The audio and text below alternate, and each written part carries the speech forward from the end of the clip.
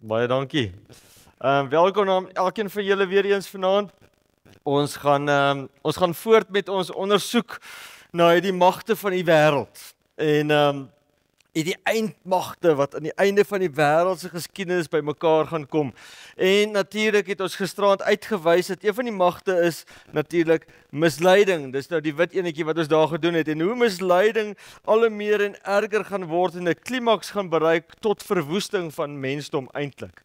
En ons het 'n bietjie van 'n skok gehad om te sien maar die mees verkoopte boek in die wêreld en die mees vertaalde boek in die wêreld en die oudste boek in die wêreld het vir ons lankal al gesê daar gaan 'n tyd kom aan die einde van die wêreld se geskiedenis waar die misleiding so ongelooflik 'n klimaks sal bereik.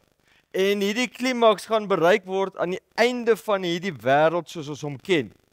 En so dis wat ons gisteraand bietjie na gekyk het. En dan gaan ons vanaand kyk na die wêreldmagte van die eeue voorspel. En die groot wêreldmagte is letterlik deur die eeue voorspel en ons gaan daarna 'n bietjie kyk vanaand in hierdie boek. En dan gaan ons môre aand kyk ons na die messiaanse profesie of die mees merkwaardigste profesie. Hoekom is Mohammed nie ons Messias nie? Of hoekom is Boeddha nie ons Messias nie? Of hoekom as jy vandag 'n Hindoe groot geword het, hoekom sal jy Hindoe gewees het? Verstaan? Nou moet jy vir jouself dalk die vraag vra, moes ek nie 'n Hindoe gewees het nie? Ek weet ons wil nie graag as Christene hierdie vraag op 'n tafel neersit nie, maar is 'n vraag wat jy dalk aan moes dink. Is hulle nie dalk reg nie? Hoekom is hulle dalk nie reg nie en ons dalk, of is ons almal reg en is almal net ander paaie na God toe? Is vrae wat ons dalk al in ons gedagtes vir onsself gevra het. En môre aand, hooplik sit ek dit in die bed neer dat daar is net een Messias. En ek wil dit graag môre aand met julle uitwys. En dan is dit die draak teenoor die reinvrou is Openbaring. Julle gaan sien hier kom nogal uit Daniël Openbaring uit. En dan volgende week God se volk staan op. Ek het die valse vrou en dan God se volk staan op. Ek het sommer net Amerika versus die res want dis eintlik 'n dier in Openbaring. Maar ek sal dit vir julle dan verduidelik. En hoe dit gaan uitspeel op die einde. Ek dink Ramaphosa moet sy gedagtes verander, maar dis 'n ander aand se gedagtes. En dan God wen. Op die einde wie wen? Nie 'n mag op die aarde wen nie, maar wie gaan wen? Die een wat hierdie vir ons gegee het. Hierdie boek vir ons gegee. Hy het eintlik al gewen, maar hy gaan finaal wen wanneer almal 'n keuse gehad het op hierdie aarde om vir dit te kies of dan aldans nie. Voor ons begin wil ek graag net gou gebed doen. Ons God, ons hemelse Vader, Jesus en die Heilige Gees. Ons kom na U toe en ons vra dat U asseblief naby sal kom terwyl ons U woord oopmaak. Ons wil nie die woord oopmaak en daaruit lees en leer as U nie in ons harte werk nie. Gee vir ons die vermoë om te kan onderskei. Gee vir ons die vermoë om U stem te hoor terwyl ons U woorde lees in Jesus naam. Amen. Ek wil weer eens sê, wanneer ek met julle praat, kan julle gaan en julle kan AI gaan opsoek en kyk of wat maak hierdie man, wat sê hy nou alles. En julle hoef nie heeltemal te luister nie. Maar wanneer ons gaan draai en verse lees, wil ek hê julle moet totaal en al julle aandag gee, laat die woord praat. Want ek wil nie eintlik veel sê nie. Ek wil eintlik net die Bybel laat praat. Daar's 'n rede hoekom Martin Luther gesê het, die Bybel en die Bybel alleen is. Daar's 'n rede hoekom hy en hele lot bereid was om hulle lewe op te offer.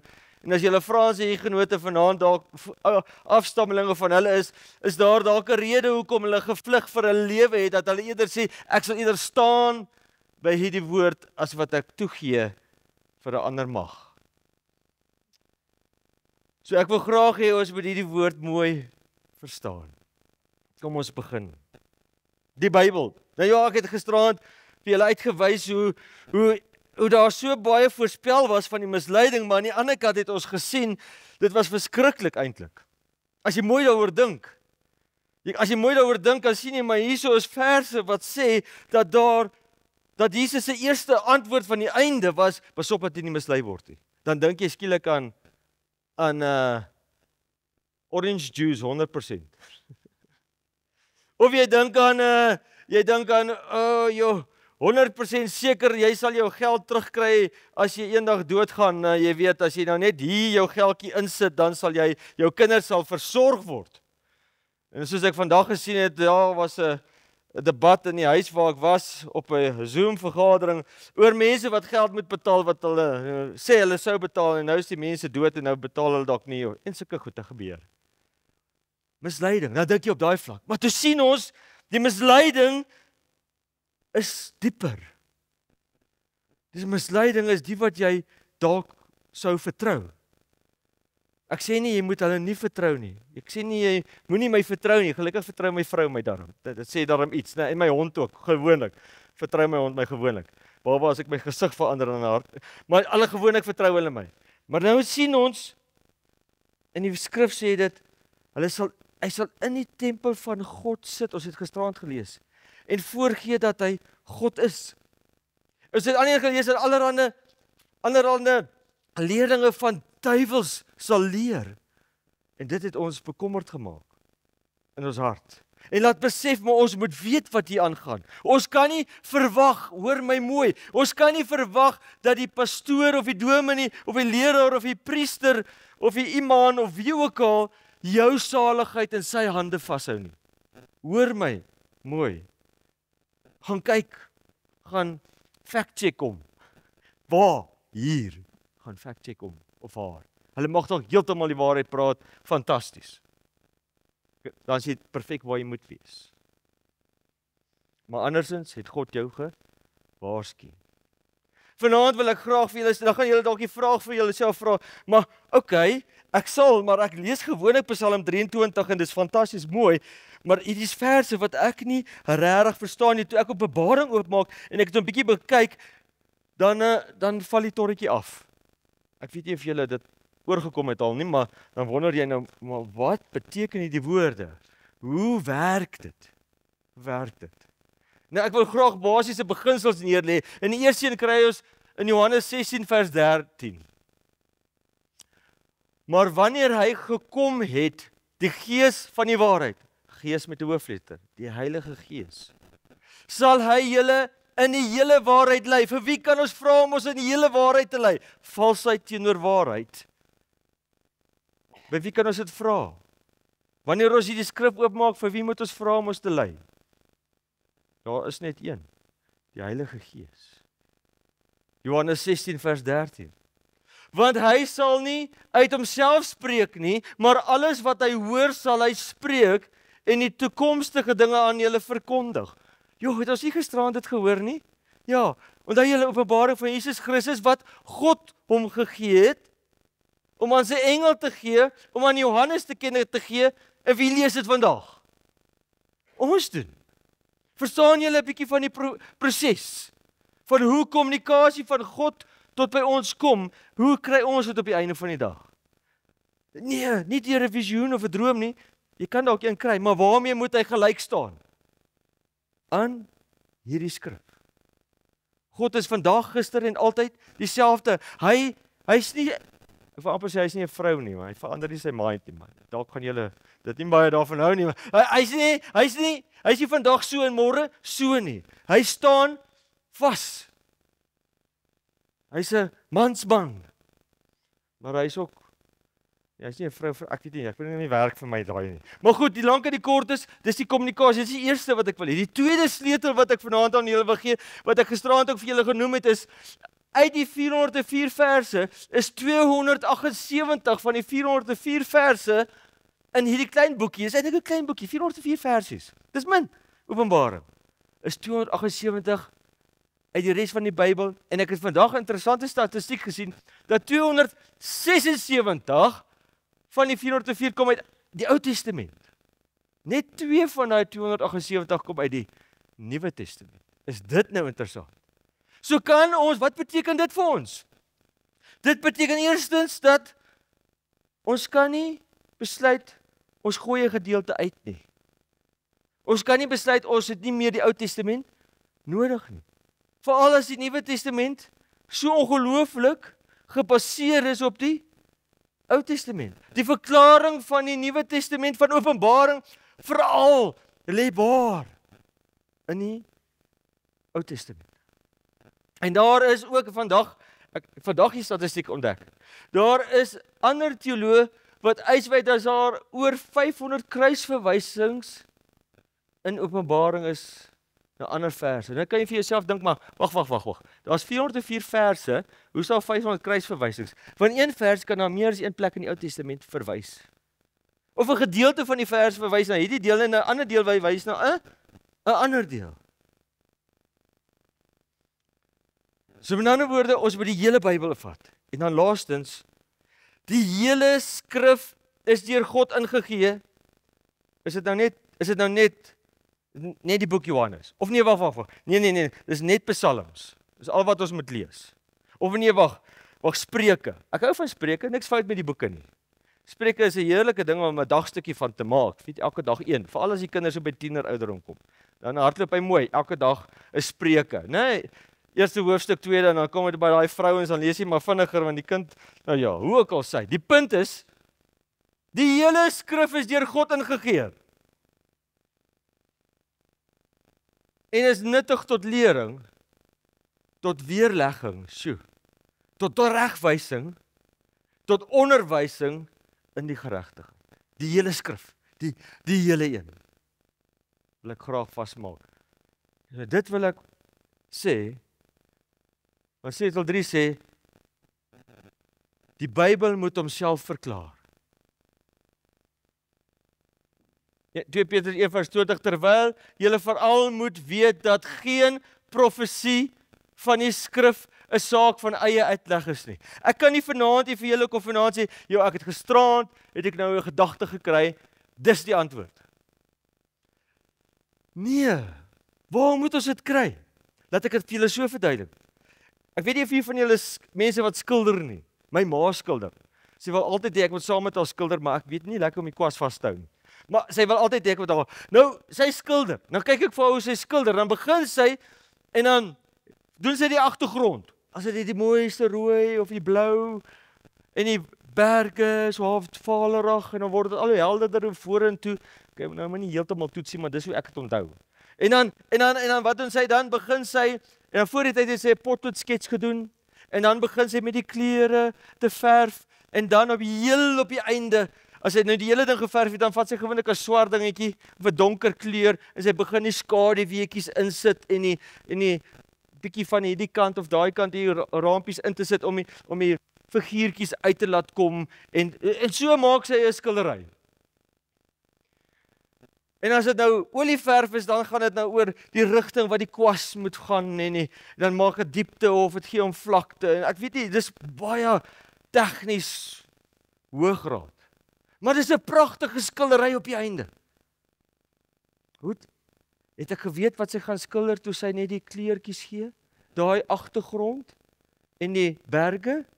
Nee, ek het nog nie geweet jy gaan 'n hoendertjie hier voor wees nie. Ek het nog nie geweet van die boompie en die swaai van die meisie wat swaai nie. Ek het nog nie geweet van die donkie wat iets kom trek aan die ander kant nie. Ek het nie geweet daarvan nie. Maar elke keer wanneer ek nog 'n stukkie van dit sien, begin hierdie prent al hoe duideliker raak van wat is daar vir ons. En so is dit met die Bybel. Elke keer as ons 'n onderwerp vat, soos ons gisteraand misleiding gevat het, as jy net een vers vat, dan kan jy dalk dink, misleiding, dit is so waar, dis daai 100% lemoensap. Dis waarvan die Bybel praat. Vanaand wil ek julle vertel van die 100% lemoensap. Maar wanneer jy die volgende vers lees, dan kom jy agter, nee, maar die wonderwerke kan ook vals wees.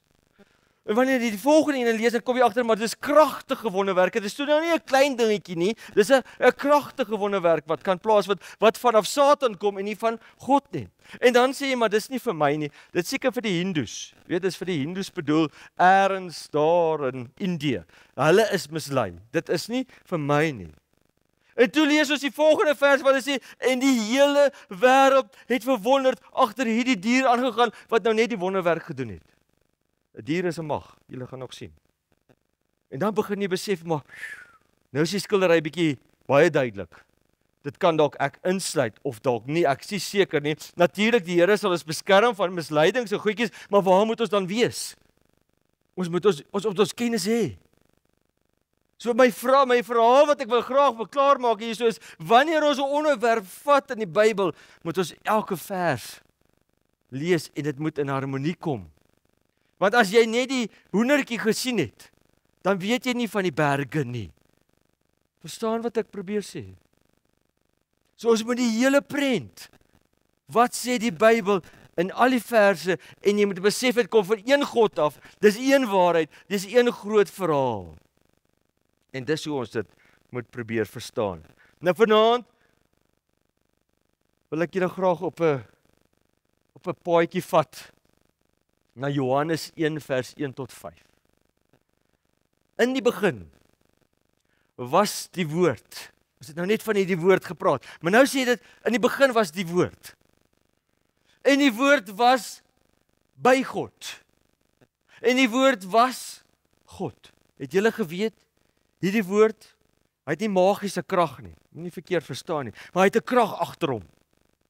En hierdie krag het 'n vermoë om jou te verander. Van 'n dronkaard na iemand wat nugter is. Hy het hierdie krag wat hier agter lê, is van iemand wat leuns vertel na iemand wat waarheid vertel. Hierdie krag wat hier agter lê, is 'n verlossingskrag. Iets is binne in hierdie krag, kan ek julle net 'n geheim sê, wat doen die krag? Hy berei jou eintlik voor om ewig te kan lewe. Jy al vir jouself gedink, hoe moet dit wees om vir ewig saam met iemand te leef wat heeltyd vir jou jok? Jy gaan dan naderhand glo dit presies die teenoorgestelde. As hy sê A, dan weet jy dit is B. Gaan dit werk? Gaan vertroue kan werk? Gaan vertroue werk as iemand jou heeltyd wil doodmaak of seermaak? Gaan vertroue werk as iemand heeltyd vir jou jok of jou verneek? Dit kan nie, dit moet eers uitgehaal word. God is besig om jou reg te maak om 'n ewigheid te kan leef. Deur wat? Deur die woord. In die begin was die woord en die woord was by God en die woord was God. Hy was in die begin by God. Nou interessant, die Grieks van die begin daai ruk toe ek Grieks gedoen het, dit is soos wanneer jy gaan berg klim. Ek weet nie of julle het seker al berg geklim, maar as jy so berg klim, dan dink jy, daar's bo. Jy het dit al gesien. Dan kom jy daar en dan is dit nie, dan is dit nie bo nie. Dan daar's bo. En dan as jy by daai bo kom, dan is dit nog nie bo nie, nou jy maar piknik, né? Dan is dit nou klaar. Dis wat die begin, wanneer jy by die begin kom, dan kom jy agter die begin is daar. Hy het nie 'n einde nie. Dit is heeltyd vorentoe. Alle dinge het deur hom ontstaan en sonder hom het nie een ding ontstaan wat ontstaan het nie. In hom was lewe en die lewe was die lig van die mense en die lig skyn in die duisternis. En die duisternis het dit nie oorweldig nie. Ek wil graag fokus op hierdie woord. Alle dinge het deur hom ontstaan. Alle dinge. Nou kyk wat sê Kolossense. Want in hom is alle dinge geskape. So nou gaan ons sien hoe die kruisverwysing werk. Nou begin die prentjie verder ingekleer word. So ons dink aan alle dinge, ons dink nou aan die muurtjies en ons wonder altyd hoekom Noag nooit daai 2 muskiete geslaan nie. Weet, ons het al hierdie gedagtes wat ons het rondom dinge, al hierdie dinge wat geskape word. Alle dinge het deur hom ontstaan. Okay, kom ons lees Kolossense, wat sê hy oor alle dinge? Want in hom is alle dinge geskape wat in die hemel en op aarde is. Wat sienlik en onsienlik is. Trone sowel as heerskappye en owerhede en magte. Alle dinge is deur hom en tot hom geskape. Begin die konsep alle dinge nou 'n bietjie meer soos 'n skilderyvorm. Maak dit 'n bietjie meer duidelik. So as alle dinge sienlik en onsienlik is dit moontlik dat liefde ook deur God geskape is. Dis 'n onsienlike ding. Maar ons het 'n klein ideetjie wat liefde is. Ek glo nie ons weet heeltemal nie. Ek dink die vrouens weet bietjie meer van liefde as mans. Maar daai konsep is nog 'n bietjie foreign vir my. Hy's bietjie, ek weet ek kan omgee en elke keer as ek dink nou is ek heeltemal lief vir my vrou en dan is daar nog iets wat my of meer lief maak of irriteer van haar. Een van die twee. En dan wonder ek nou, wat gebeur nou met liefde? Jy weet, hoe werk liefde nou? Is ek nog steeds lief vir haar, terwyl sy my nou irriteer? En dan wonder ek, is dit liefde nou weg, of is hy nou net minder, of het hy nou verdiep? Maar ek weet nie, die gevoel is nie 'n lekker een nie. En dan begin jy wonder oor liefde. Wat is liefde? Gaan hy regtig alles kan oorwin? Ja. Ek is nou al 2 dae weg van my vrou, en dis ek baie liewer vir haar as vroeër. Maar sy het my dan net nou die dag geïrriteer. Hoe werk hierdie verhaal? Ek weet nie. Ek kan net vir julle sê, God het dit gemaak. Die onsigbare ding het hy gemaak. En hy is voor alle dinge, en in hom hou alle dinge stand. So dis hy wat goed in stand hou.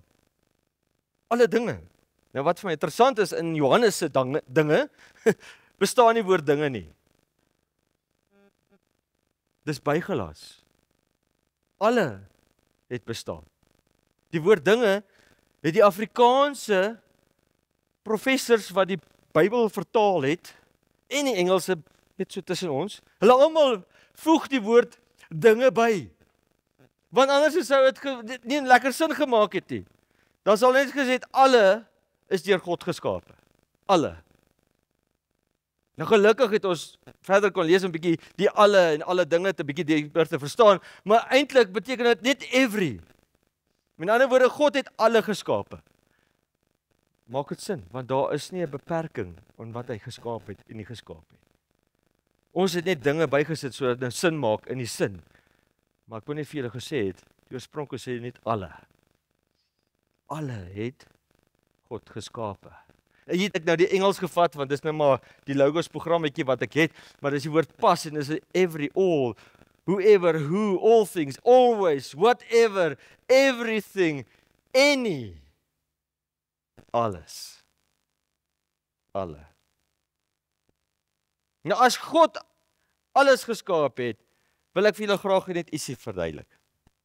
Nou, ek het hierdie groot woorde hier geskryf, maar as jy nou gaan na die atoomvlak toe, dan bestaan dit uit elektrone, protone, neutrone. En die protone het weer 'n lading en 'n kwantumkromodinamiese bindingsenergie wat insluit die kinetiese energie, dis Wikipedia 2020. En hierdie kinetiese energie se formule, raai wat is daar binne? Daar binne is potensiële energie, jy hoef dit al klein nou, né? Dit is nou regtig, dit is nou klein. As jy hulle gevolg het, is 'n paar mans wat my nou mooi volg. Ek sien dit. Die vrouens het lankal verwyk geraak. Ja, ek spot. Maar ja, daar binne is hierdie potensiële energie binne in jou. Ek weet nie of die tieners dit het nie. Dink julle die tieners het potensiële energie? Nee, ek sien baie, hulle glo nie daar is. Maar die potensiële energie wat massa maal gravitasie versnelling is, nou kom standaard, wat was dit nou weer? 8 wetenskap terug. Versnelling, onthou julle versnelling. Dis nie snelheid nie, is versnelling. Met ander woorde, potensiële energie. Wat maal hoogte. Met ander woorde, potensiële energie is massa maal gravitasieversnelling maal hoogte. En gravitasieversnelling is 9,81 meter per sekonde. Met ander woorde, jy bestaan uit tyd. Maak dit sin? Binne in jou is tyd. As jy dit nie glo nie, gaan kyk in die spieël. Die tyd het jou ingehaal. En met ander woorde, ek wil net vir julle sê, God het tot tyd geskape.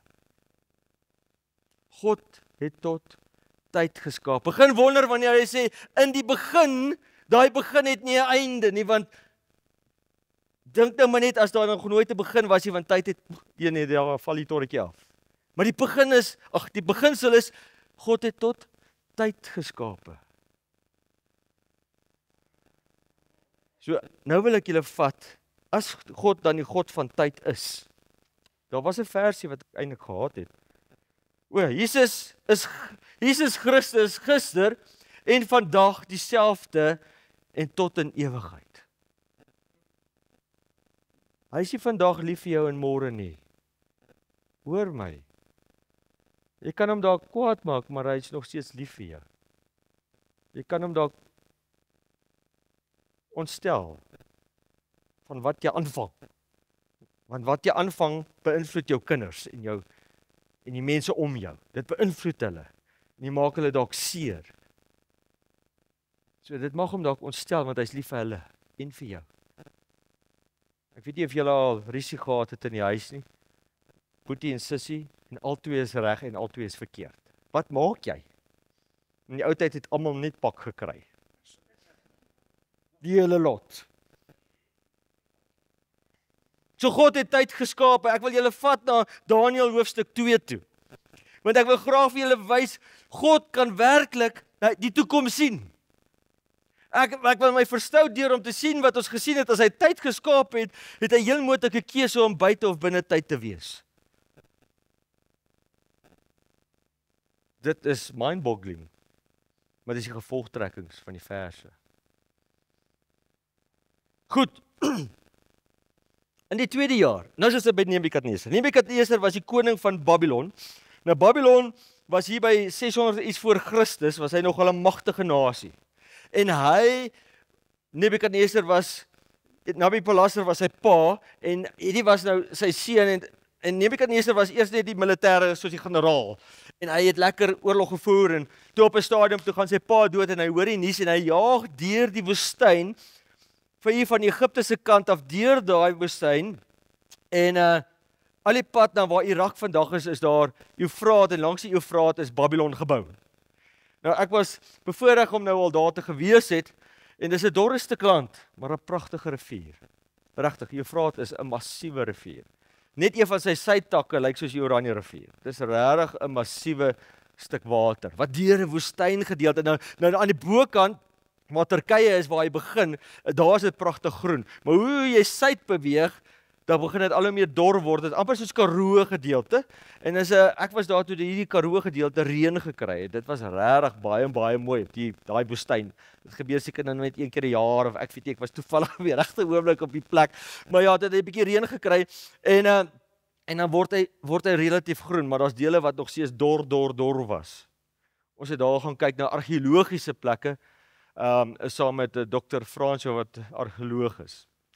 Maar goed, hier is hy nou, en hy het toe nou al, soos Jesaja voorspel het hy gekom, en hy het Jerusalem beleer, en hy het al die prinse gevat, en al die edeles, die eerste keer toe hy beleer het. Toe vat hy hulle, en hy vat hulle as ballingskap weg na Babylon toe, en wat ek wou sê is, hy het teruggejaag, toe vat hy die koningskap, voor sy boeties het kon kry, deur die woestyn gejaag. Hier was 'n meneer van 'n man, Nebukadneser. En hy word die koning, en hy vat vir Jerusalem, het hom oorgeneem, hy vat hierdie klomp, en die Here het voorspel, dat vir 70 jaar sou hulle in ballingskap wees, wat presies so plaasgevind het. Maar vanaand vat ek julle nou Nebukadneser. Nou is daar hierdie 4 mans, en een van hulle is Daniël, en hierdie laaitjie is 17 jaar oud. Hy's 'n prins van Israel, maar hy kan nie 'n vrou hê nie. Dis 'n ander storie. Maar hy is 'n hoë geagte in die Babiloniese koninkryk. Hy's 'n geleerde man. En dis waar ons storie begin. Daniël is heeltemal gelukkig in sy pragtige huisie, en Nebukadneser kry 'n droom. En die droom is opgeteken in Daniël 2. In die tweede jaar van die regering van Nebukadneser, het Nebukadneser 'n droom gehad, sodat sy gees onrustig geword het, en dit met sy slaap gedaan was. Toe het die koning bevel gegee om die geleerdes, dis nou Daniël en sy vriende ook, en die besweerdes, en die towenaars, en die galdeers te roep. So hier is nou 'n klompie interessante mense by mekaar, né? Geleerdes, dis nou Daniël het onder hulle geval. Dan het jy jou besweerdes, en die towenaars, en die galdeers. Die galdeers was soos wyse manne, veral hoe om te regeer en natuurlik oorlogskuns te roep. Om vir die koning sy droom uit te lê. Toe hulle kom en voor die koning gaan staan, en hulle gaan agterkom, Daniël was nou nog nie daar by die groepie nie, maar hy het 'n sekere groep gaan roep, sê die koning vir hulle, ek het 'n droom gehad, en my gees is onrustig om die droom te verstaan. Hulle sê natuurlik, mag die koning vir altyd lewe. Ek wonder of hulle dit bedoel het. Vertel u dienaars die droom, en ons sal vir julle uitleg te kenne gee. Maar hierdie koning was nie enige ouetjie nie. Hy besluit toe nee, wag 'n bietjie. Ek het julle al gesien. Ek gee 'n droom, kry 'n droom en vertel ek hom, en sien ek julle gewotjie daar in die hoekie, en dan kom julle terug en julle besweer saam en julle sê vir my, luister hier, dis die uitleg. Maar ek kan ook iets uitdink. Ek wil seker maak hierdie ouens is regtig met die gode gekoppel. Weet? Ek wil seker maak hierdie ouens bedrieg my nie. Kyk wat doen hy. Vers 5. Die koning het geantwoord en aan die Galdeërs gesê, die saak staan by my vas. As julle die droom en sy uitlegging nie aan my bekend maak nie, sal julle in stukke gekap en julle huise misope gemaak word. Jo, nou is dit nie net hy wat doodgaan nie, dit sal sommer sy kind en sy vrou en alles is op die spel. Alles is op die spel. Nou sê hulle, maar as julle die droom en sy uitlegging te kenne gee, sê hy, sal julle geskenke en gawes en groot eer ontvang, gee my daarom die droom en sy uitlegging te kenne. Mense, nou is hulle in die moeilikheid. Hoe weet jy wat het die koning gedroom? Hoe gaan jy dit nou uitvind? Hoe gaan jy dit nou kan? Dink julle Satan kan jou gedagtes lees? Hy kan jou aksies lees, maar as jy die towenaars aan die Satan se kant is, dan moet Satan nou skielik jou gedagtes kan lees, om hulle uit hierdie panari te haal. Wat gebeur? Die koning het geantwoord en gesê, ek weet verseker dat julle tyd wil wen. Ook dan word hulle kom en sê, hulle kan nie.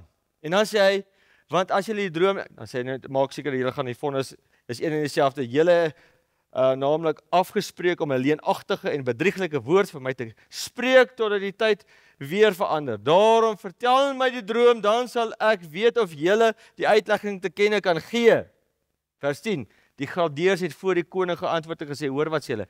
Daar is geen mens op die aardbodem wat die koning se saak sou kan te kenne gee nie. Ja, die saak wat die koning verlang is swaar. En daar is niemand anders wat dit voor die koning sou kan te kenne gee nie, behalwe die gode, wie se woning nie by die vlees is nie. Maar hy dog, hulle is dan gekoppel aan hierdie gode, hoekom kan hulle dit nie doen nie? Want die duiwel kan nie jou gedagtes lees, hy kan vir jou versoek, ja, maar hy kan nie gedagtes lees nie, hy weet nie wat hy gedroom het nie. Hieroor het die koning toornig en baie kwaad geword en bevel gegee om al die wyse manne van Babel om te bring. So hier kom dit nou. En hy antwoord en sê vir Arioch, die bevelhebber van die koning. Ekskuus, ek het 'n paar verse nou net geskiep. Al wat nou gebeur is, hy sê die koning stuur nou vir Arioch uit en hy sê gaan haal al daai geleerde manne, al die towenaars, almal. Ons gaan hulle nou doodmaak, want hulle almal is bedrieërs. Hulle kan nie my droom, hulle weet nie wat my droom is. Hulle gekoppel was met die gode, soos hulle dan sê, en die gode is dan so magtig, hoekom kan hulle dan nie vir my sê wat ek gedroom het en nie uitleg nie? Hier's 'n bedrogspel aan die gang. En toe kom die Arioch, hy het 'n vreeslike taak gehad. Hy is heel moontlik vriende met hierdie mense. En nou het hy die taak wat hy moet hulle nou uithaal. Hy kry toe hulle by mekaar. En Daniel sê, wat gaan aan? En hy vertel hom. Hierso sê dit. Waarom is die bevel van die kant van die koning so streng, vra Daniel? Toe het Arioch aan Daniel die saak meegedeel. Daarom het Daniel ingegaan en die koning versoek dat hy hom tyd moes gee om die uitlegging aan die koning te kenne te gee.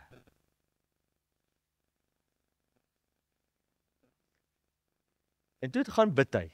En hy gaan bid en hy vra, hy en sy 3 maatjies. En hy is 17 jaar oud, hè? 17-jarige laai, staan 9 laai.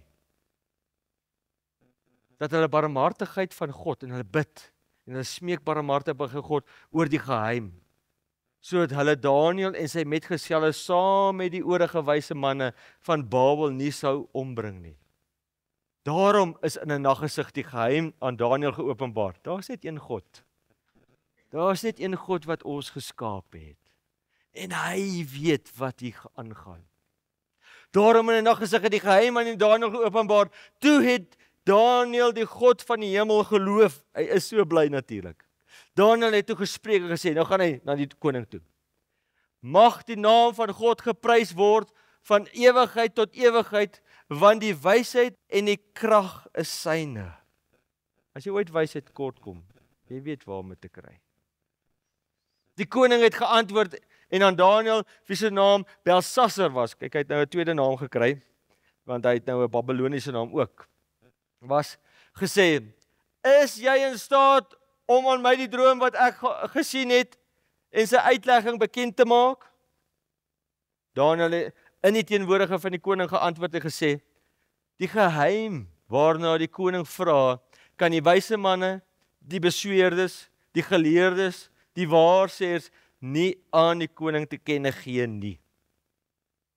Maar, ek dink daai koning sak so in sy moed. Ek tog julle het dit nou vir my gesê, julle sê julle kan nie. Gelukkig kom daar 'n maar. Dis nie 'n vet nie, dis 'n maar. Maar, daar is 'n God in die hemel wat geheime openbaar. En hy het die koning Nebukadnezzar bekend gemaak wat aan die einde van die dae sal gebeur. Ek wil net vir julle wys, hierdie droom wat God hom gegee het, wys van daai tyd tot aan die einde van die dae. En ons gaan dit vanaand oopmaak vir julle. O koning, ek dink daai koning sit nou op die punt van sy stoel. Hy wil nou hoor. O koning, het 'n gesig gehad. Ja, kyk, weet ek het 'n gesig gehad. Wat is dit? Kyk, daar was 'n groot beeld. Nee, regtig. Ek het nie vir iemand gesê nie. Nee, ek het nie vir my vrou gesê nie. Daar was 'n groot beeld. Hierdie beeld was hoog en sy glans was buitengewoon. Dit het voor u gestaan en sy voorkoms was vreeslik. Wat die beeld betref. Sy hoof was van goeie goud, sy bors en sy arms van silwer, sy buik en sy lendele van koper, sy bene van yster, sy voete gedeeltelik van yster en gedeeltelik van klei. U het gekyk totdat daar sonder toedoen van menshande 'n klip losraak wat die beeld getref het aan sy voete van yster en van klei en dit het fyn gestamp. Dis die droom. Sou julle ook gewonder het wat beteken so 'n droom? Nogal, hè? Jo, nou kom die uitleg. Nog nie. Toe is gelyktydig die yster, hoor hoe breek hy nou op? Die yster en die klei, die voete, die koper, die silwer en die goud fyn gestamp.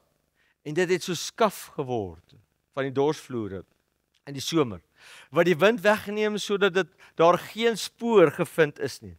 Maar die klip wat die beeld getref het 'n groot rots geword wat die hele aarde gevul het. Waar het daai klip getref? By die tone of die voete. Ons kan sê dalk daar waar die tone is, daar waar die vuil naaltjies is, né? Daar het hy getref. En hy het van daar af alles gekraak tot bo uit. O koning,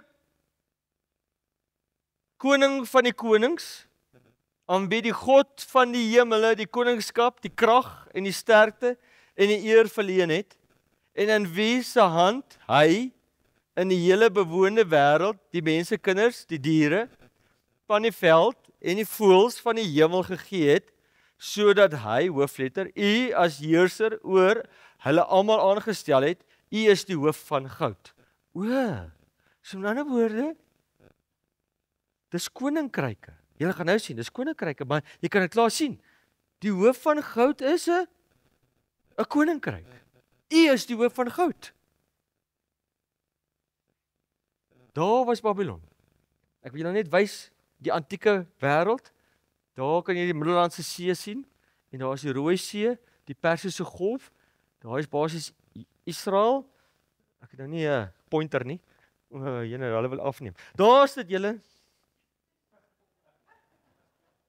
So julle weet waar julle is, né? Dis nou Israel daar en daar is Libanon en 'n stukkie van Turkye, Babylon, Egipte, uit oor daai hele stuk geregeer. En dan ek weet nie hoe hy versie ook lees. Babel was in die hand van die Here 'n goue beker wat die hele aarde dronk gemaak het. Jeremia het dit ook gesê. So is dit net Daniël? Nee, Jeremia het ook. Het julle geweet Jesaja sê dit ook? Jesegiel ook? Daniël 2 vers 39. En na u sal daar 'n ander koninkryk opstaan, geringer as die van u. Weet julle wat staan in Daniël 8 vers 20? Ek wil julle net gou iets anders verduidelik, voor ek Daniël 8 vers 20 sê. Daar is 'n konsep in die Bybel, wat ons rekapitulasie noem. So rekapitulasie is, God gee 'n visioen of 'n konsep, dis amper soos die skildery konsep, en hy verduidelik dit. Dan gee hy daai selfde visioen later weer, dalk vir dieselfde profeet of vir iemand anders, maar met meer inligting. En van 'n ander kant af. Dis amper soos wanneer ek na Leroniko se huis toe ry. Dan gaan ek nou hier af in hierdie King something, en dan gaan ek op die N something, nee, en dan is dit 13 km, dan draai ek regs op 'n Atlas something. Jy verstaan? So met ander woorde, ja, hy verduidelik hom so. Maar as 'n ander ou vir my verduidelik, dan sê jy ry, gaan hier af tot jy by die T aankom, daar's 'n groot bord. Dan draai jy links. Dis hoe my pa se verduidelik. Dan kom jy daar by 'n garage, sê net maar daar's 'n garage, 'n engine garage, dan draai jy regs. Dan ry jy tot by die snelweg en daar's 'n boom aan die regterkant. Daar draai jy links, né? Daar waar die taksies jou irriteer. Daar's die links, daar is, dan gaan jy reguit af. Dan gaan jy verby jou klompie, dan noem hy al die besighede. My pa het altyd gepraat met besighede en goede langs die pad. Nooit padname nie, niks. En op die einde kom jy ook daar uit. Maar dis 'n hele ander verduideliking volgens besigheidname en kilometers.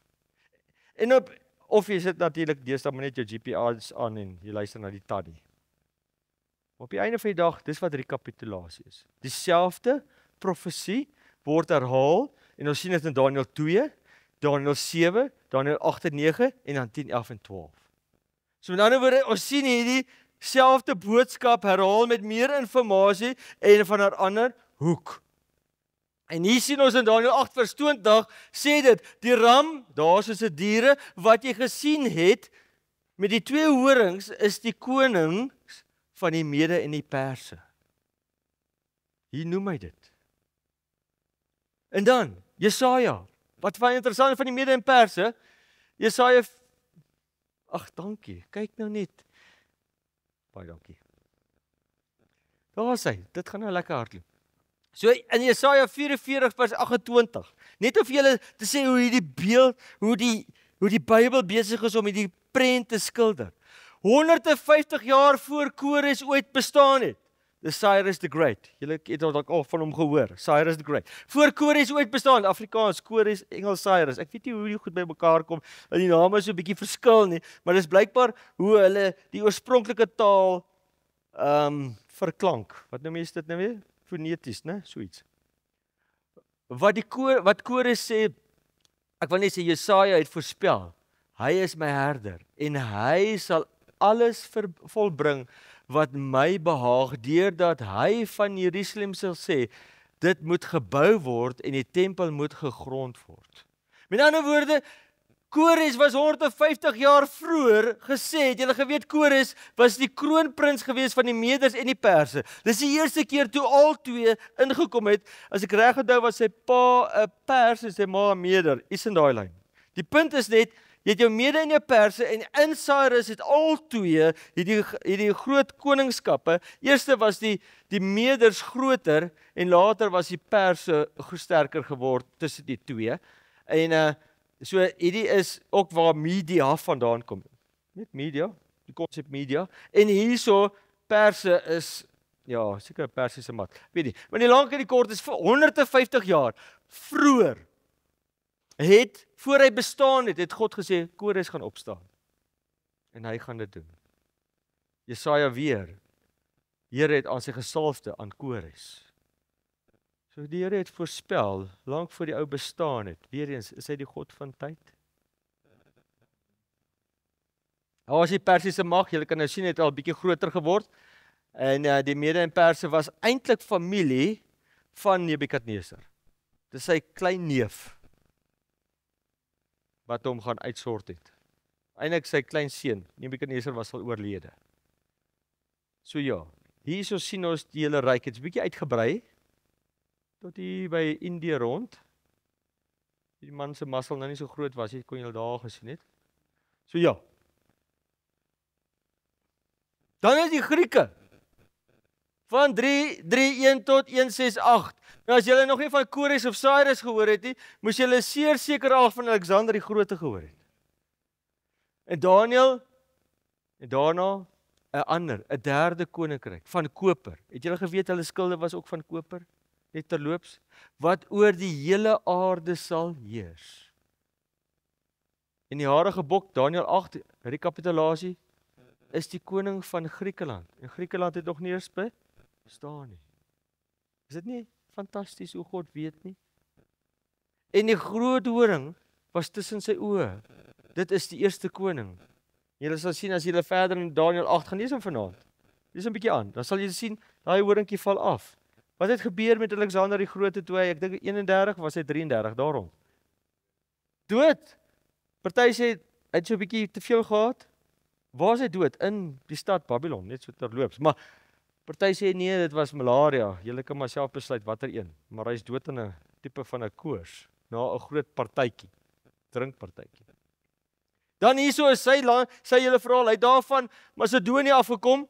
Dis soos 'n provinsie daar by Griekeland. En hy het al die pad tot hy het 'n klein weermag gehad teenoor die res, né? En hy het soos tussen 30 en 50,000 man gehad. En Darius, dis nou Kores se klein seun. Darius die derde het 'n beslag van Gaugamela. Dis in Irak. So is Irak net so in die noorde van Irak, net daar waar daai twee naby mekaar kom, net daarso. Ek was daar gewees. Dit is so 'n vlakte en daar's so 'n bietjie van 'n bergie daar. En daar was hierdie groot oorlog gewees. En daar is die derde, hulle verskil so 'n bietjie aan grootte, maar hulle praat van tot 1 miljoen mense, soldate, teenoor tussen 30 en 50,000. So as jy nou 'n bietjie die konservatiewe historikuste luister, dan is dit nou hier by 100,000 soldate, 40,000 kavaliere, 200 strydwaans en selfs olifante. Ander maak die mag groter. So daar's 'n bietjie van 'n debat oor hoe groot hy presies was. We gaan YouTube toe. Gaan kyk 'n bietjie hoe Alexander oorwin het. Dit is regtig fenomenaal. Maar daar het Darius verloor. Want God het gesê Alexander gaan oorneem. Nou ja, Alexander was 'n slim mannetjie. Hy's regtig een van die grootste generaal. Inteendeel, as jy gaan vra vir die wêreldkenners of die geskiedkundiges, was hy die grootste generaal wat die wêreld ooit gesien het. Alexander die Grote. En wat het hy gedoen? Ja, en interessant genoeg, julle sal sien as julle Daniël verder lees, die rekapitulasie praat van hy's 'n luiperd met 4 koppe. En hy het die vlerke het afgeval, die spoed waarteen hy oorwin het, en sy 4 generaals het oorgeneem. Dis besonderhede wat ek nie vanaand wil bespreek nie, maar as julle wil bietjie verder in diepte gaan lees. Goed, Rome. Wie is dit? Daai 2 eystertjies. En die 4de koninkryk sal hard wees soos yster. Juis omdat yster alles fyn trap en verpletter, en soos die yster wat vergrys, sal hy dit alles fyn stamp en vergrys. Hoor wat ou Hippolytus gesê het. Wonder of hy groot was. Hippolytus, verheug u geseënde Daniël, u was nie verkeerd nie, alreeds regeer die yster. 236 na Christus. 'n groot Christelike teoloog gewees. Net vir interessantheid. Ek het net vir interessantheid gesit, so vir die taal te hê nie. Die gewapende magte van die republiek, altyd 7 uur in die oorlog, het voorwaarts gegaan, en die beelde van goud en silwer en koper wat kan dien om die volke en hul konings voor te stel, is die een na die ander verbreek. deur die Yster Koninkryk van Rome. Tot die historikuste het hom verklaar as so hard. En daar is Rome, hy het bietjie links beweeg soos julle kan sien. Maar dit was die beskaafde wêreld van die tyd. Altyd Egipte ingesluit, Babylon se area, maar nou het dit nie net Griekeland ingesluit nie, maar Italië se hoekskoentjie tot 'n stukkie van Engeland. Nee, daai klomp Ire en Skotte, altyd in rebellie, né? En daar is die Duitsers, groot deel van die Germaanse lot. Dis juist hulle wat op die einde eintlik die val van Rome veroorsaak het, is hierdie lot. Julle geweet die Duitsers was die barbare genoem. Né? Pragtige barbare. Ek is half Duits, maar dit is mooi mensies eintlik, né? Maar goed, daar het hulle gewees en dit was die Romeinse ryk. Nou Asterix se Obelix het nou daar gebly. Okay, dis nou sorry. Goed. Dan het ons natuurlik, wat het ons nou hier gekry? Babylon 605 tot 539. Dan Mede en Perse. Weet julle wie was voor Babylon? Assirië. Hy hardloop van Nimrod se tyd, in elk geval. Daar is Mede en Perse, daar's dit Griekeland en dan Rome. En wat het gebeur? Elke keer het daar 'n koning gekom en die voriges oorwin. Maar interessant genoeg, wat gebeur nou met hierdie Rome? Het daar 'n ander koninkryk Rome oorgeneem? Nee, hy het net useless geraak, né? Ons weet van useless word in die land. Alright, so dis wat daar gebeur het. Verdeelde koninkryk. Kom ons lees. En dat die voete en die tone soos u gesien het, deels van potterbakker klei en deels van yster was. Dit sal 'n verdeelde koninkryk wees. So dink nou net, hier staan hy nog voor Nebukadneser, Daniël. Ek wil julle net weer in die storie inkry en hy sê dit vir hom. So hierdie is potterbakker klei en dis yster. So kan jy sien iets van Rome bly tog oor, maar hier's nou ietsie anders wat bygelas word en hier's nou 10 toontjies, né? Deels van yster was. Dit sal 'n verdeelde koninkryk wees. Hy verklaar dit baie mooi. So jy kan sien hoe verdeel dit. En hier's nou 10 en hier's nou yster, hier's nou klei. Hier's nou baie simbool wat hier inkom. Omdat u die yster met die kleigrond gemeng gesien het. Met ander woorde, weet jy of jy al gesien het, maar klei en yster as jy meng, hy wil nie saam nie. Jy weet hy bly apart. Jy kan hom nie in 'n klitser gooi en hom meng nie. Verstaan? Daar's nie, hy wil nie lekker meng nie. Of hy kan nie meng nie. En dat die tone van die voete deels van yster en deels van klei is, 'n gedeelte van die koninkryk sal hard en 'n gedeelte bros wees. Okay.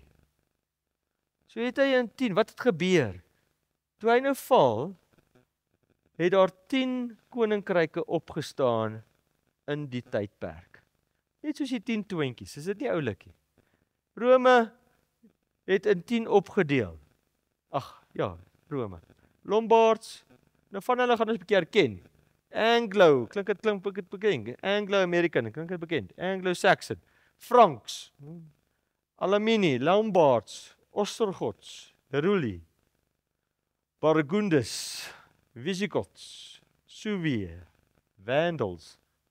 Die Vandals, Vandale, as jy vandalisties is, maar dit is Afrika, ek weet hoe werk dit. In elk geval. Hier kom ons nou en ons sien die 10 nasies. Die Alemanni, né? Dis die Duitsers. Dan kry jy die Bourgondiërs, dis die Switsers. Die Franke is die Franse, die Lombarde is die Italianers, die Anglo-Saxons is die Engelse.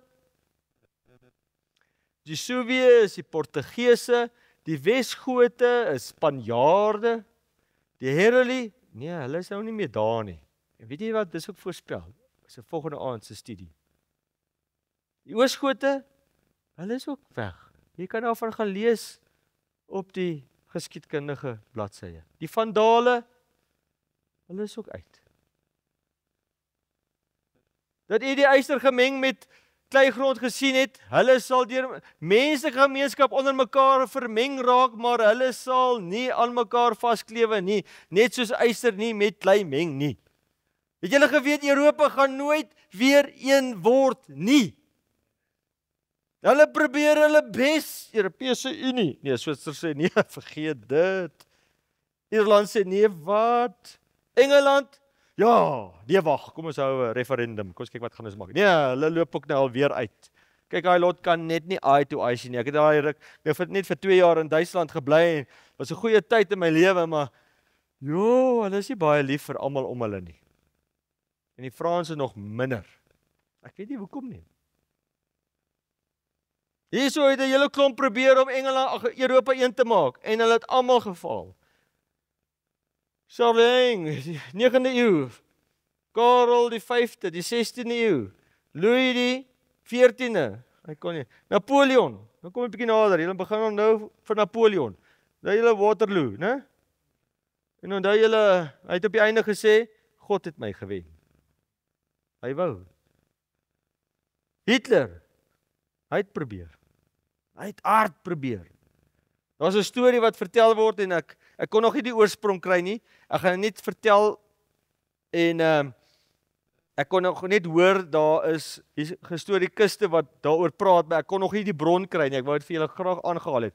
Maar die storie gaan as volg. Daar's 'n dame wat sy sekretaresse was. Hitler nou, praat nou vir Hitler. En die laaste paar jaar van sy lewe was hierdie vrou sy sekretaresse en hy het siek geword en hy lê in die bed en hy vra 'n Bybel en hy lees die Bybel. En hy kom by Daniël 2 aan. En hy lees Daniël 2 en hy kom by hierdie verhaal dat hulle sal nooit aan mekaar vaskleef nie. En hy word kwaad. En hy vat die Bybel en hy gooi hom so teen die muur en hy sê, ek sal hierdie land, hierdie Europa een maak.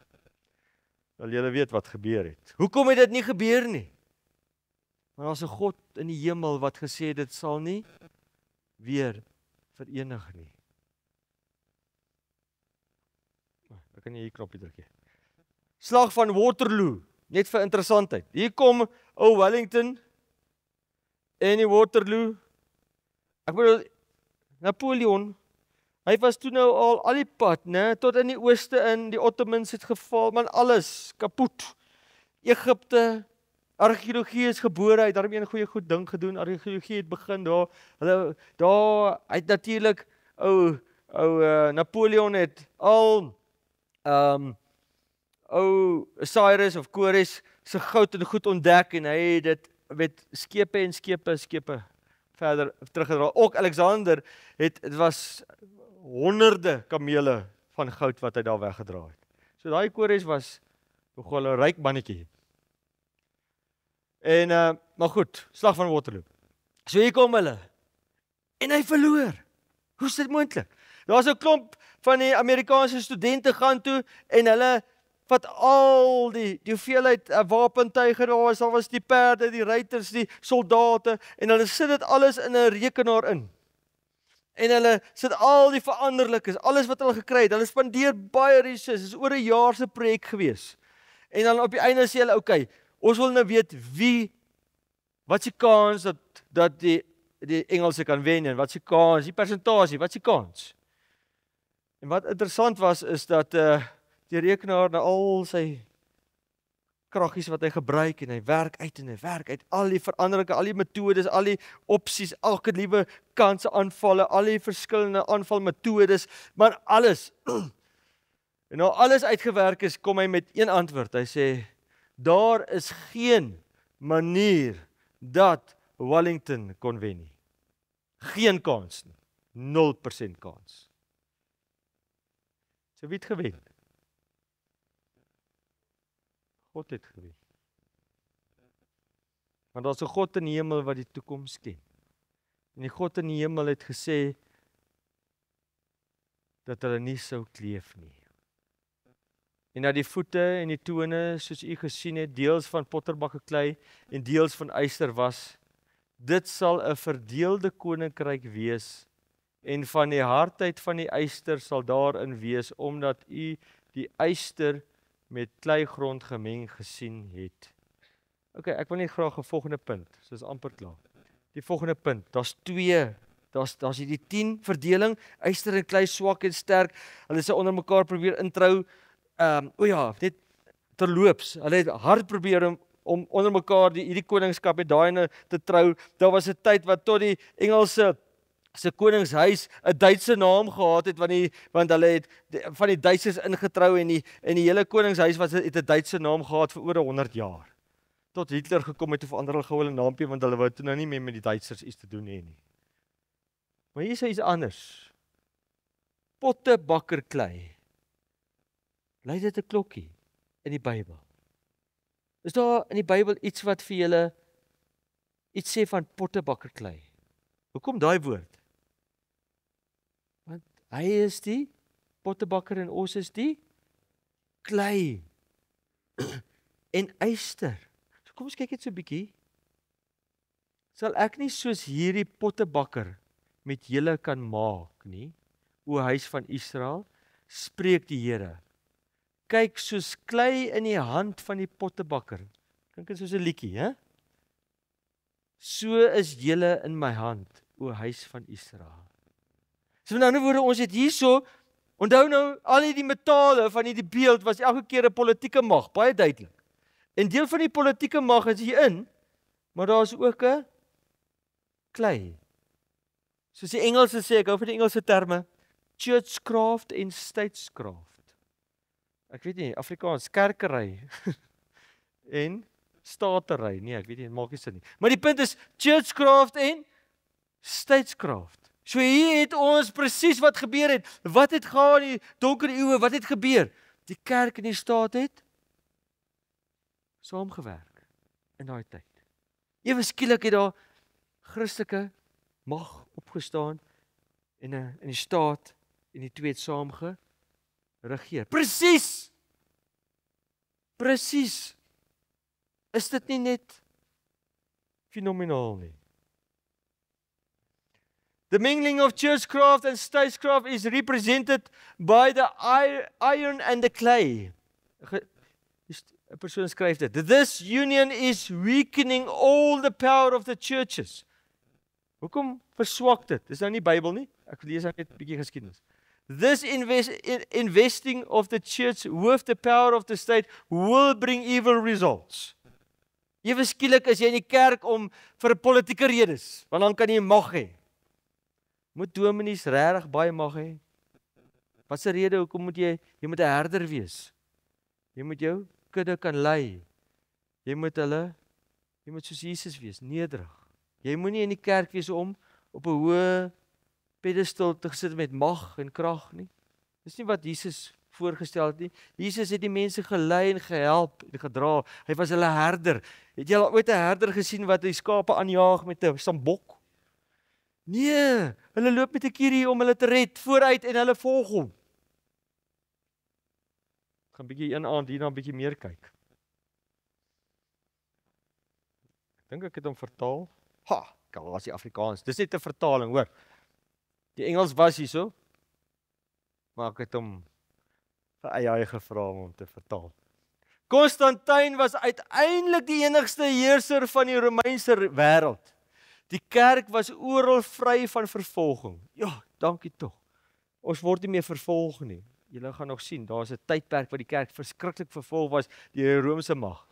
En toe kom Konstantin en toe maak hy Christendom een van die staatsgelowe. Haar standvastigheid, haar geloof en haar organisasie het haar deur haar gevare gedra. Maar in die verkrying van vryheid van haar vyande het sy grootliks onder die beheer van die besitter van die Romeinse keiser troon gekom. 'n noodlottige vereniging met die staat het begin. A History of the Christian Church. Bladsy 102. Staat, klei en staat. Klei en staat. Die verdeelde Rome. Ek het net vir julle 'n videoetjie wat ek vir julle wil speel voor ons die klip hanteer. Klip gaan vinnig wees. Hierdie is 'n argeologiese video wat ek afgeneem het van Dr. François wat die argeoloog is.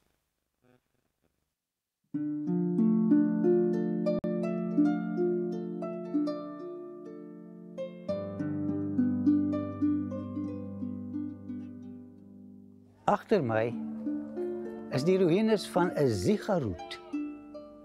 'n Ziggorat is 'n tempel wat ontwikkel is in Mesopotamië.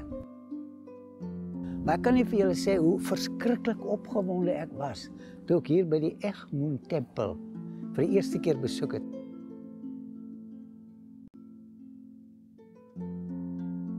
Al 4 van Daniël 2 se koninkryke kry jy hier.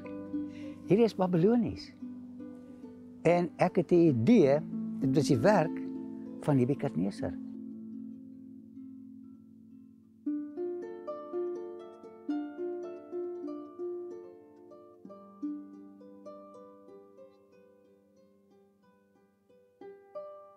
Nou die 2 konings in Babylon wat die ziggorat ontwikkel het is Nabopolassar en sy seun Nebukadnesar. In Egipte kry ons die trappiramide van Saqqara op dieselfde patroon as hierdie ene. Wie het na die Babyloniërs gekom? Die Medo-Perse. Hier kom hulle met 'n geweldige tempel. Hulle is die nuwe wêreldheersers. En dan 'n entjie verder kry jy die Grieks. En daar sit Astarte op die troon.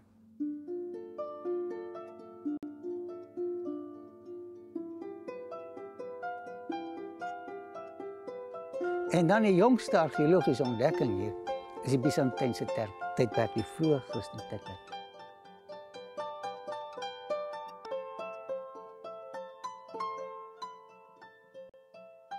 So die hele boek van Daniël 2, Babylon,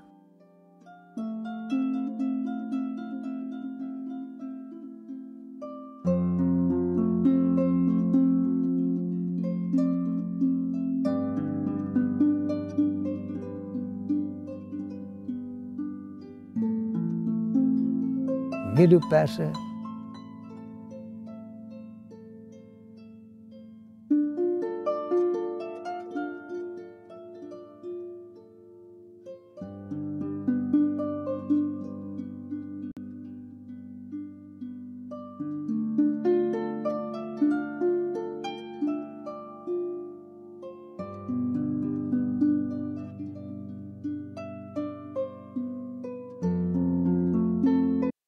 kan. Ek wil jou net wys, daai pad is 'n Griekse pad en daai is 'n Romeinse padstyl.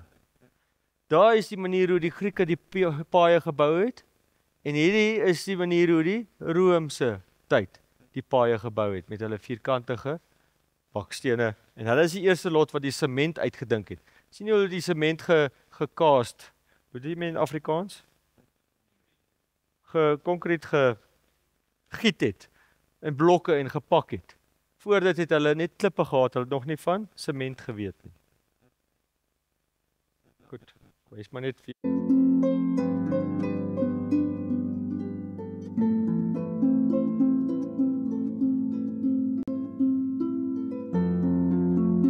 en die Romeine.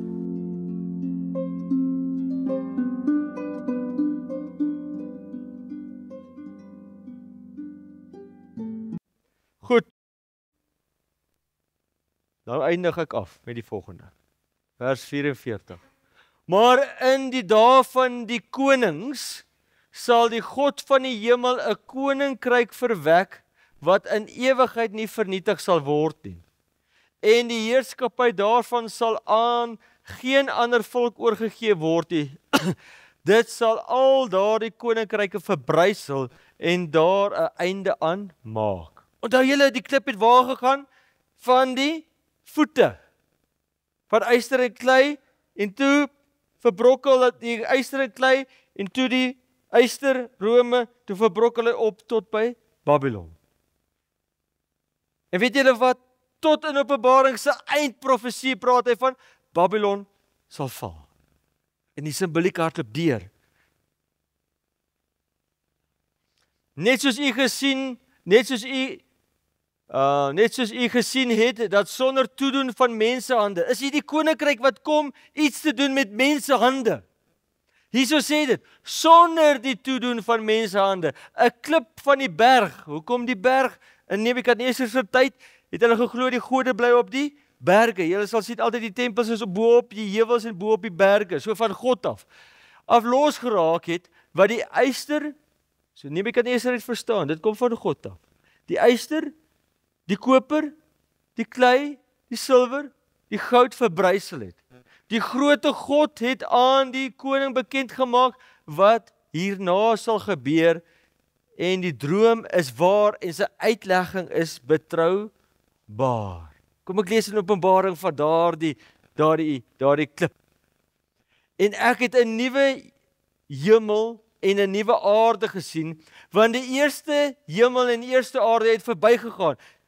Daai beeld is nou, hy het verbygegaan, hy's klaar. En die see was daar nie meer nie.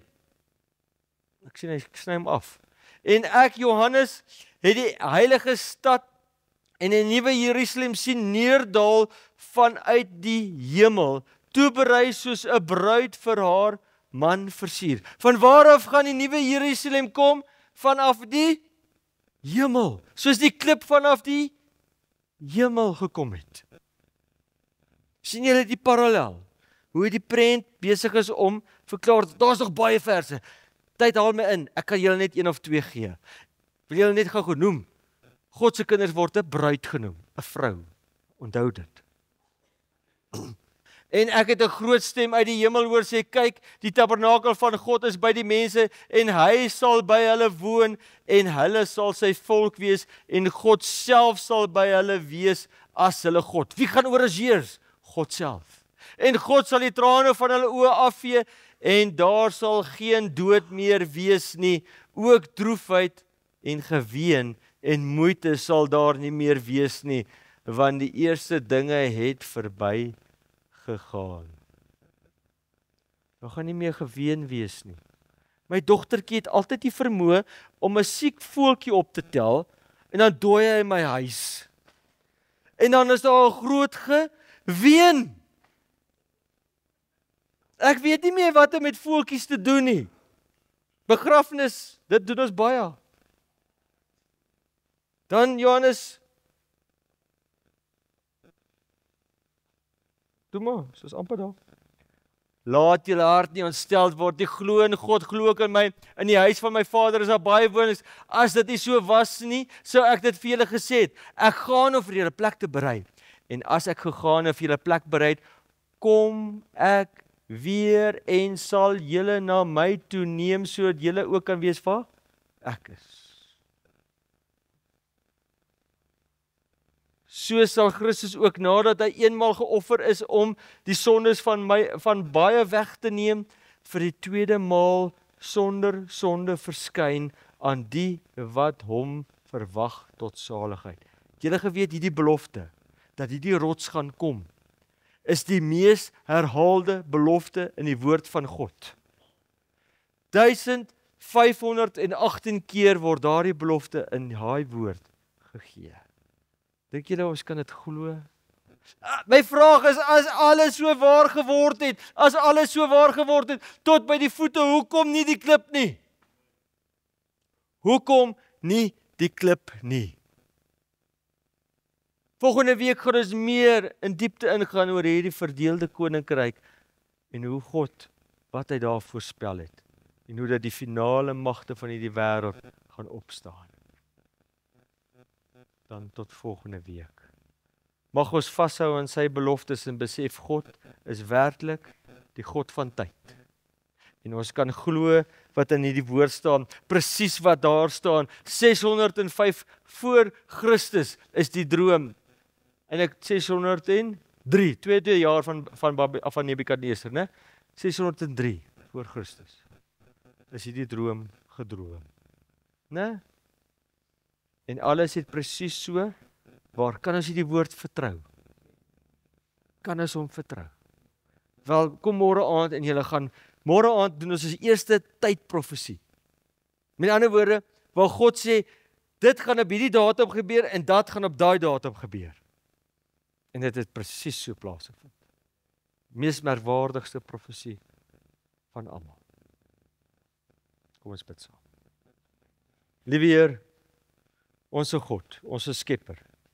Ons kan sien met hierdie introduction tot profesie. Dat u werklik die toekoms kan sien. En dat u werklik weet wat kom. En ons het begin die skildery skilder vanaand liewer van 'n groot skildery wat u vir ons gegee het om vir ons te sê wie gaan die eindspelers wees, wie gaan u oorwin en dat u weer gaan kom en u gaan die heerser wees oor ons. Ons kan nie wag dat daar nie meer trane is wat afgevee hoef te word nie en dat die dood nie meer gaan wees nie. Ons kan nie wag daarvoor nie. Maar dankie vir u beloftes. In Jesus naam. Amen.